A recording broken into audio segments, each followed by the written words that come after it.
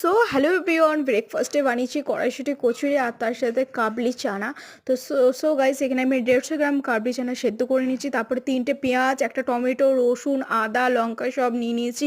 আর এখানে কড়াইয়ের মধ্যে তেল দিয়ে প্রথমে পেঁয়াজ কুচিগুলো, তার মধ্যে টমেটো দিয়ে পরে ভালো করে নাড়াচাড়া করে তারপর রসুন, আদা, লঙ্কাটা দিয়ে দেবো। ভালো করে এগুলো ভেজে নিয়ে প্লেটে একটা ঠান্ডা হতে দেবো। এগুলো আমি সব পেস্ট করে নেবো।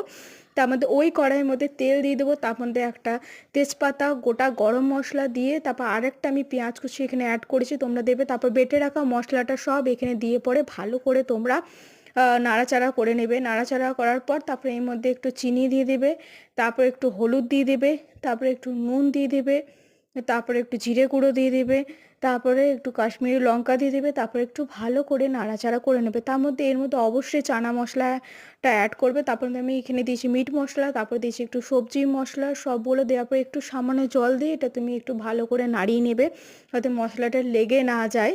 আর তার মধ্যে অবশ্যই কিন্তু টমেটো সস দেবে। টমেটো সস দিলে এটা কিন্তু বেশি টেস্ট হয়। তার মধ্যে চানাগুলো, সেদ্ধ করা চানাগুলো তুমি এখানে দিয়ে দেবে। সো গাইস, দেখতেই পাচ্ছ তোমাদের সামনে রেজাল্ট, কালারটা একবারই দেখো।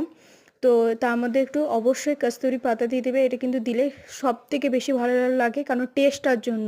তার মধ্যে এক বাটি আমি এখানে জল দিয়ে দিয়েছি, দিয়ে পরে ভালো করে নাড়াচাড়া করে নেবো।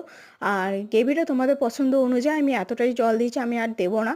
তো এটা আমার ফুটে যাবে, যতক্ষণ ফুটে যাবে ততক্ষণ এখানে, তারপরে ফুটে যাওয়ার পর এখানে আমি নামিয়ে নিয়েছি। তো ফাইনাল রেজাল্ট তোমরা এখানে দেখতেই পাচ্ছ, কি সুন্দর একটা বিয়েবাড়ির স্টাইলে তোমরা এটা বানিয়ে নেবে। তারপরে এইদিকে আমি বানাবো কড়াইশুঁটি, তার জন্য আমি 500 গ্রাম মটরশুঁটি নিয়ে নিয়েছি, ছাড়িয়ে নিয়েছি। তারপরে কড়াইয়ের মধ্যে তেল নিয়ে নিয়েছি, তারপরে তেলের পর এভারেস্টে আমি হিং দিয়েছি। তোমরা এভারেস্টে হিংটাই বেশি ব্যবহার করবে, এটা কিন্তু সব থেকে বেশি স্মেলটা আসে ভালো। তার মধ্যে একটু হালকা নাড়াচাড়া করার পর আমি এখানে কড়াইশুঁটিগুলো দিয়ে দিচ্ছি।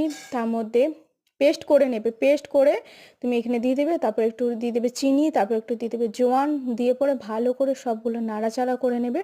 আর এইখানে ময়দাটা আমি মেখে নিয়েছি, আমি 1/2 কিলো ময়দা নিয়েছি, তার মধ্যে 3 তেল দিয়ে দিয়েছি। তারপরে একটু নুন দিয়ে পরে ভালো করে যেমন মাখা সেরকমই তোমরা নর্মালি মেখে নেবে, যেরকম ময়দা মাখে। তারপর এখানে আমি একটা লেচির সাহায্যে ডো করে নিয়েছি।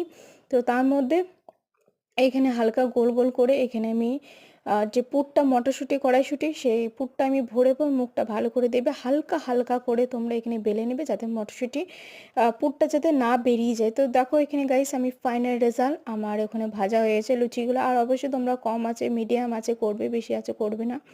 তো দেখো তোমাদের সামনে, আর এখানে আমাদের অলরেডি তৈরি হয়ে গেছে মটরশুঁটি কচুরি আর কাবলি চানা। তো অবশ্যই চ্যানেলটিকে সাবস্ক্রাইব করো গাইস, প্লিজ প্লিজ প্লিজ, অবশ্যই চ্যানেল সাবস্ক্রাইব করো। বাই।